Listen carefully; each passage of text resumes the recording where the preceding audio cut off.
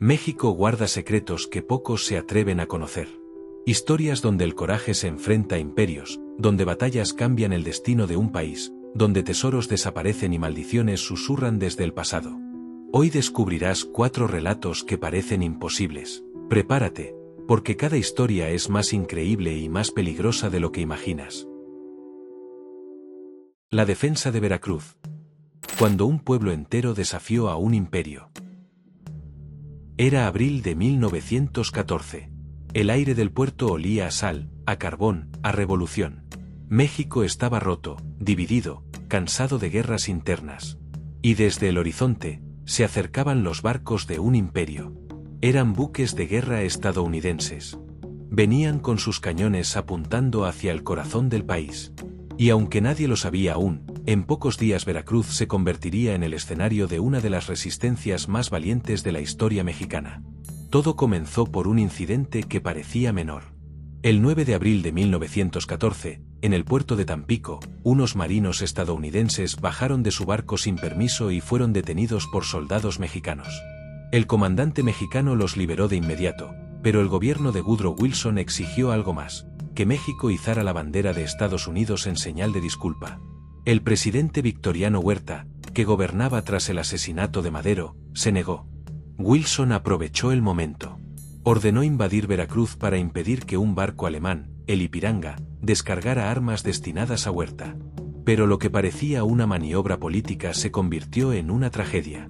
Porque los estadounidenses no se encontraron con un ejército enemigo, sino con un pueblo entero decidido a defender su tierra. El 21 de abril de 1914, al amanecer, los primeros cañones abrieron fuego sobre el puerto. Los disparos sacudieron la aduana marítima, el faro, las casas del malecón. El cielo se llenó de humo y de gritos. Los marinos estadounidenses desembarcaron con rifles y ametralladoras, esperando una rendición rápida. Pero lo que encontraron fue otra cosa.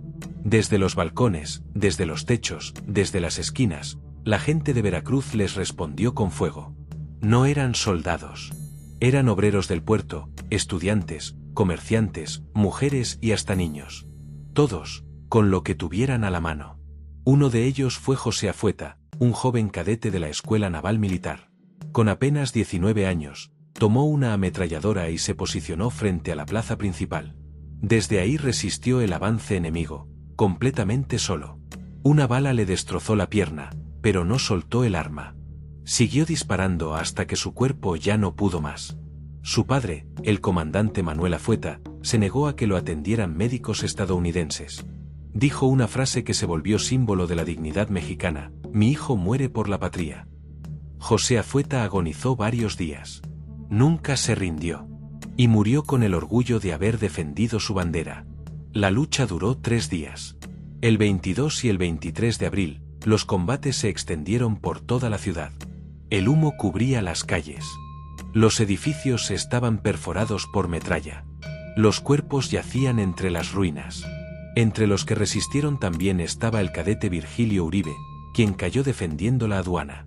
Su sacrificio, junto al de Afueta, convirtió a los dos en símbolos eternos del valor naval. La escuela naval, con apenas un puñado de jóvenes, se enfrentó a un ejército extranjero con una fuerza desproporcionada.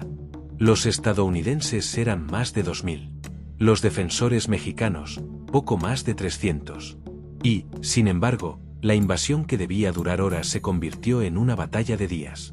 El costo fue enorme: decenas de civiles muertos, una ciudad devastada, pero un mensaje claro: México podría estar dividido, pero no derrotado. El 24 de abril, los marinos estadounidenses ocuparon el puerto. Pero no hubo celebración. El mundo entero condenó el ataque. Incluso en Estados Unidos hubo protestas por la violencia contra civiles. En México, el dolor se transformó en orgullo. El Congreso otorgó a Veracruz el título de Heroica Veracruz, y años más tarde, también a su Escuela Naval Militar. Los nombres de José Afueta y Virgilio Uribe fueron inscritos en letras de oro.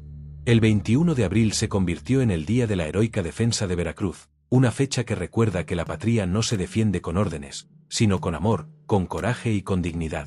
Esa mañana de abril de 1914, Cuando los barcos enemigos aparecieron en el horizonte, nadie imaginaba que un puñado de jóvenes y civiles detendrían a un imperio por pura convicción.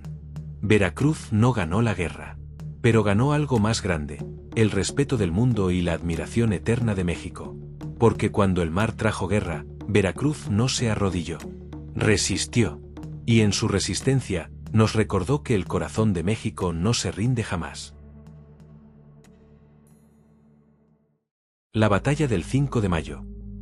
El día en que México detuvo a un imperio. México estaba al borde del colapso. El país salía de guerras internas, la economía estaba rota, y la República de Benito Juárez parecía más vulnerable que nunca. Pero desde el horizonte, algo se acercaba. No era un rumor. No era un ejército cualquiera. Eran barcos, cañones y soldados entrenados por Europa. Venían a imponer su voluntad. Venían a conquistar. Napoleón III, el sobrino de Napoleón Bonaparte, tenía un plan, un imperio francés en América, y México era el primer paso. Su ejército era temido, experimentado, letal.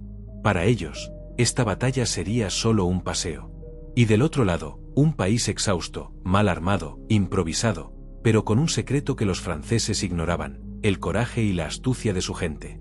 El presidente Juárez envió al joven general Ignacio Zaragoza, apenas 33 años, a Puebla. Allí debía detener a los franceses. Sus hombres, campesinos, indígenas, estudiantes y voluntarios, muchos con armas improvisadas, casi sin experiencia, pero todos compartían un propósito: defender su tierra hasta el último aliento. El amanecer del 5 de mayo sorprendió a los invasores. Desde los fuertes de Loreto y Guadalupe, los mexicanos observaban en silencio, como si conocieran un secreto que los enemigos no podían ver. Una llovizna fina cubría el barro, los uniformes mojados brillaban bajo un cielo gris. Cuando los franceses avanzaron confiados, ocurrió algo que nadie esperaba. Cada intento de subir las colinas, cada carga de la artillería, era recibida por fuego mexicano. No solo disparos, sino resistencia inesperada, improvisada, feroz. 3 cargas intentaron los franceses, 3 veces fueron detenidos. La lluvia mezclaba el barro con la pólvora, los gritos con los cañones. Y el ejército más poderoso del mundo comenzó a retroceder, confundido, sorprendido, incapaz de comprender cómo un país tan pequeño podía resistir tanto. A las 4 de la tarde, la retirada estaba consumada. Los franceses habían perdido cientos de hombres. Los mexicanos apenas unas decenas. Zaragoza escribió: las armas nacionales se han cubierto de gloria. El mundo entero estaba en shock. Un ejército agotado, improvisado, había vencido a uno de los más poderosos de Europa. Aunque meses después los franceses regresaron y tomaron la capital, la batalla había dejado un legado imposible de borrar: la certeza de que México podía luchar y sorprender al mundo.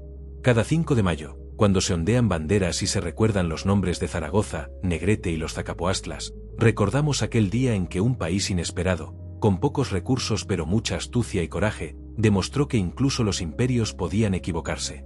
Porque la grandeza no siempre se mide en cañones, sino en la audacia de quienes creen que nada está perdido.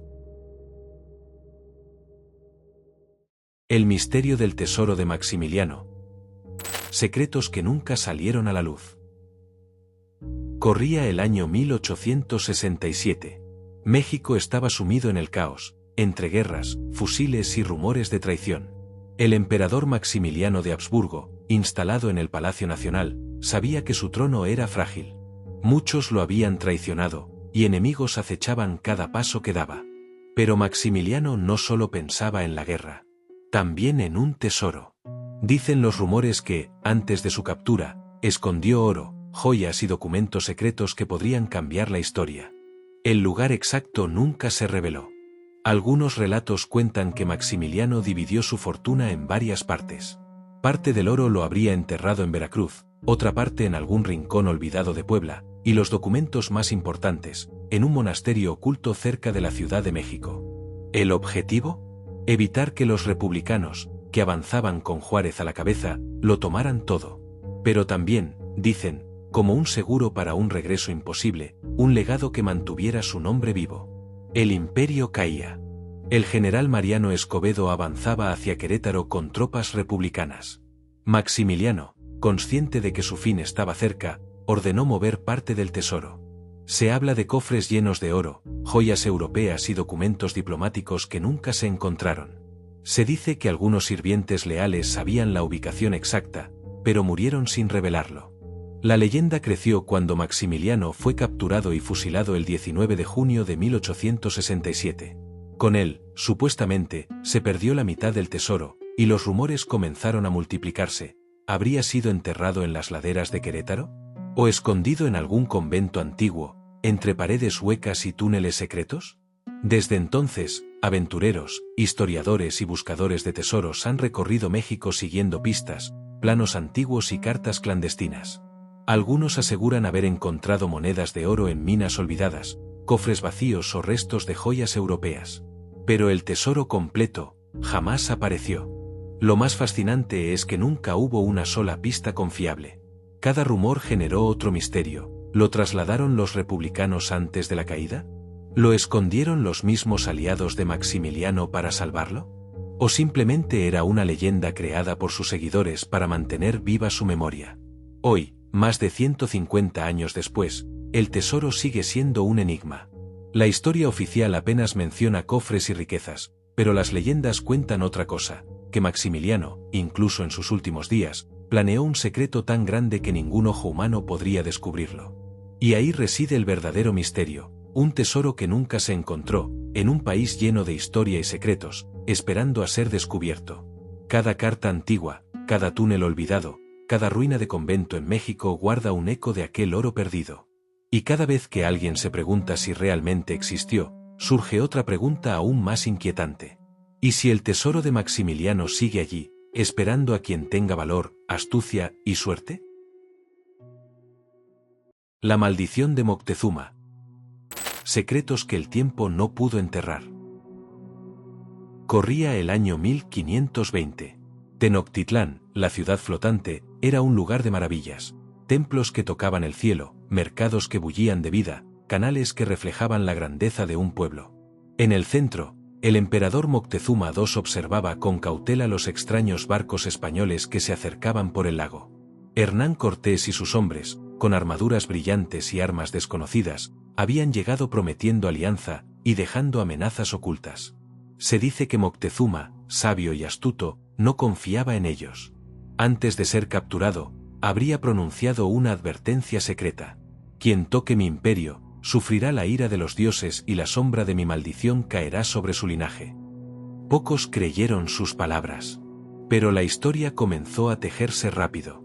Los españoles conquistaron Tenochtitlán en 1521, y Moctezuma murió, dejando un legado envuelto en tragedia.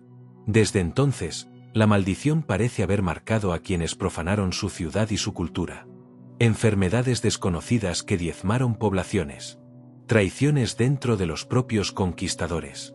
Caídas inesperadas de imperios y colonias que pretendían dominar México.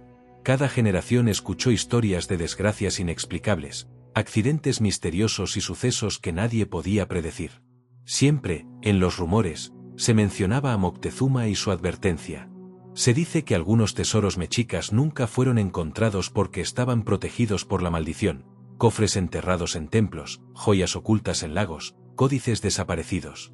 Quienes intentaron buscarlos enfrentaron problemas extraños, pérdidas repentinas, desapariciones inexplicables, enfermedades misteriosas. Incluso en la época moderna, arqueólogos y exploradores reportan sucesos inexplicables al excavar en zonas de Tenochtitlán, luces que aparecen de la nada, sombras que cruzan corredores vacíos, sensación de ser observados. La leyenda dice que el espíritu de Moctezuma aún protege lo que queda de su imperio. La maldición de Moctezuma no es solo un mito. Es un recordatorio de que los secretos del pasado pueden sobrevivir siglos, que las advertencias pueden trascender la muerte y que algunas riquezas o conocimientos son demasiado valiosos para ser profanados sin consecuencias. Cada vez que alguien camina por el Zócalo, visita los restos del Templo Mayor o estudia los códices perdidos, la pregunta persiste. ¿Qué habría dicho Moctezuma si supiera que siglos después seguiríamos buscando su ciudad y sus tesoros? ¿Y cuántos de los que profanan su legado pagarán el precio de su maldición?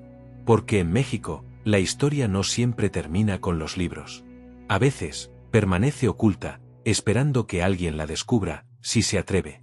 Estas historias nos recuerdan algo importante: México no es solo tierra de historia, también es tierra de coraje, secretos y enigmas que desafían el tiempo. Desde héroes que enfrentaron imperios hasta tesoros que desaparecieron y maldiciones que aún susurran, cada rincón de este país guarda algo que nos hace admirar su grandeza y cuestionar lo desconocido. Y ahora te pregunto a ti, ¿te atreverías a adentrarte en estos misterios? Déjame en los comentarios cuál de estas historias te sorprendió más, o cuál quisieras que contáramos en detalle la próxima vez. Si quieres seguir viajando por los secretos, los tesoros y las hazañas que pocos se atreven a contar, suscríbete y activa la campana. Porque lo que hoy conociste es solo la punta del iceberg de lo que México guarda oculto.